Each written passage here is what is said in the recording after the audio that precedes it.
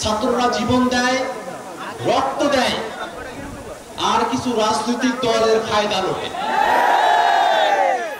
এবার আন্দোলন হলো, ওরা চেয়েছিল আন্দোলনের পরে আমরা ঘরে ফিরে যাব, কিন্তু বাংলাদেশ রাষ্ট্রটাকে গড়ার যে স্বপ্ন আমাদের মধ্যে রয়েছে, বাংলাদেশ রাষ্ট্রটাকে গড়ার জন্য আমরা যখন রাজপথে ছড়িয়ে পড়েছি, তখন তাদের মধ্যে ভয় ঢুকে গেছে।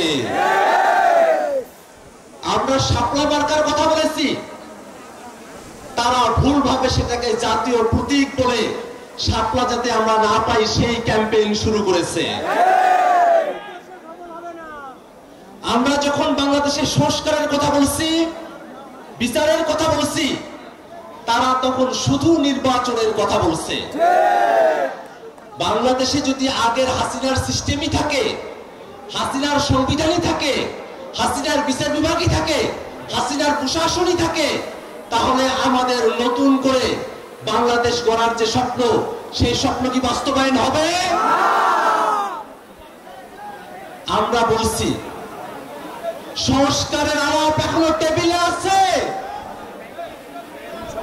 সংস্কারের আলাপ টেবিল থেকে আপনারা রাজপথে আনতে বাধ্য করবেন না। সংস্কারের আলাপ যদি আপনারা টেবিলের আলোচনায় সম্মত না হন, বাংলাদেশের মানুষ জুলাই অভ্যুত্থানে যেভাবে রাজপথে নেমে এসেছিল সংস্কারের দাবিতে, তার থেকেও বহুগুণে তারা রাজপথে নেমে আসবে ইনশাআল্লাহ। বাংলাদেশের মানুষেরা দীর্ঘ সময় ধরে স্বাধীনতা সার্বভৌমত্ব লড়াই করে এসেছে। বাংলাদেশে হাসিনা এমন এক শাসন কাঠামো তৈরি করেছিল, ভারতের কাছে বাংলাদেশকে বন্ধক দিয়ে হাসিনা বলেছিল, ভারতকে যা দিয়েছি ভারত তা আজীবন মনে রাখবে। ভারত মনে রেখেছে, আমরাও কিন্তু মনে রেখেছি। বাংলাদেশের মানুষের উপরে সরাসরি গণহত্যা চালিয়ে শেখ হাসিনা ভারতে আশ্রয় দিয়েছে। আমরা ভারত সরকারের কাছে বিনীতভাবে আহ্বান জানাবো, বাংলাদেশের গণহত্যাকারী, মানবতা বিরোধী অপরাধী, হাজারো খুনের খুনি শেখ হাসিনাকে বাংলাদেশের বিচার বিভাগের কাছে সোপর্দ করতে হবে। বাংলাদেশের মানুষ ভারতের সঙ্গে বন্ধুত্বপূর্ণ সম্পর্ক চায়, ভারতের দাদাগিরিকে পছন্দ করে না। ভাইরা আমার, বাংলাদেশের নতুন রাজনৈতিক জনগোষ্ঠীর আবির্ভাব হয়েছে। এই নতুন রাজনৈতিক জনগোষ্ঠী বাংলাদেশের স্বার্থকে প্রধান করে দেখে।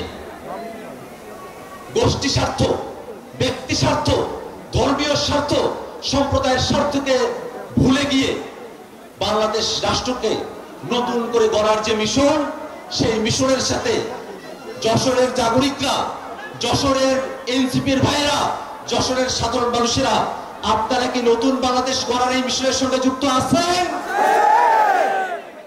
আমরা কিন্তু নতুন বন্দোবস্তের কথা বলেছি।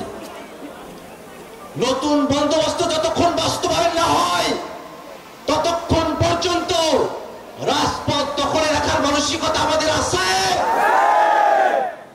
ভাইরা আমার, বাংলাদেশের মানুষেরা দীর্ঘ সময় ধরে নিষ্পেষণের মধ্য দিয়ে গিয়েছে।